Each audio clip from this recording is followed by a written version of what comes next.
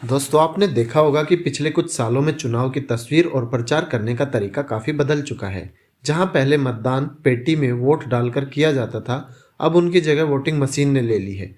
मगर उस दौरान सुदूर इलाकों में चुनाव करवाना काफी मुश्किल भी रहा होगा। ऐसे में आज की वीडियो में हम बात करेंगे कि आखिर 1951 में जब पहली बार चुनाव हुए थे तो देश की क्या स्थिति थी और किस तरह से चुनाव प्रक्रिया आयोजित की गई थी। तो दोस्तों इंडिया टुडे की रिपोर्ट के अनुसार भारत में पहली बार चुनाव आज़ादी के करीब 4 साल बाद हुए थे। चुनाव 25 अक्टूबर 1951 से फरवरी के बीच चले थे।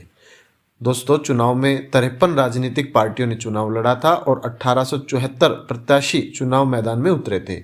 यह चुनाव लोकसभा का चुनाव था और 401 सीटों पर हुआ था। इस चुनाव में 18 साल से अधिक के लोग नहीं बल्कि 21 साल से अधिक उम्र के लोगों ने वोट दिया था। उस वक्त देश की जनसंख्या 36 करोड़ थी और 17.32 प्रतिशत लोग वोट देने के लिए एलिजिबल थे। इसमें से 45% लोगों ने अपने मतदान का अधिकार का इस्तेमाल किया था।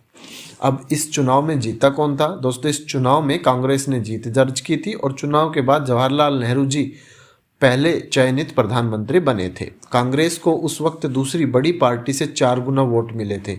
वहीं सीटों की बात करें तो कांग्रेस ने 364 सीटें जीती थी जबकि सीपीआई को 16 ही सीटें मिली थी। कांग्रेस को 45% से अधिक लोगों ने अपना वोट दिया था। अब बात करते हैं कि इसकी तैयारी कैसे की गई। दोस्तों जब भारत में पहली बार चुनाव हुए तो बहुत से लोगों को पहले से इसके बारे में नहीं पता था। ऐसे में लोगों के लिए सितंबर में मॉक इलेक्शन भी करवाए गए, यानी लोगों को पहले डेमो दिया गया कि किस तरह से इलेक्शन होता है और कैसे वोट देना है। कैम्ब्रिज की एक रिपोर्ट के अनुसार जैसे राजस्थान के कई रेगिस्तानी इलाकों में पहली बार काफ़ी मुश्किल हुई थी।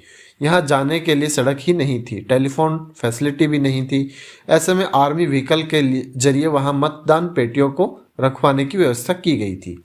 इसके अलावा ऊँटों के जरिए भी पोलिंग स्टेशन तक पहुँचा गया और चुनाव करवाए गए। वहीं मणिपुर में बर्मा बॉर्डर और त्रिपुरा में कहीं हाथी से तो कहीं रेड कंबल के इनाम देकर चुनाव करवाए गए थे।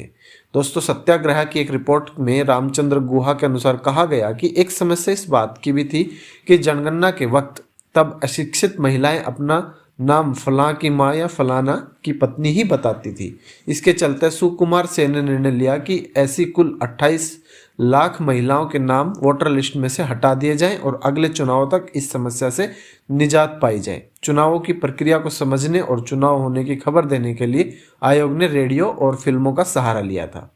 दोस्तों दीवारों और ऐतिहासिक स्थलों को पोस्टरों और नारों से पाटा गया। कहीं कहीं तो गायों की पीठ पर लिखकर भी पार्टी के लिए वोट मांगे गए।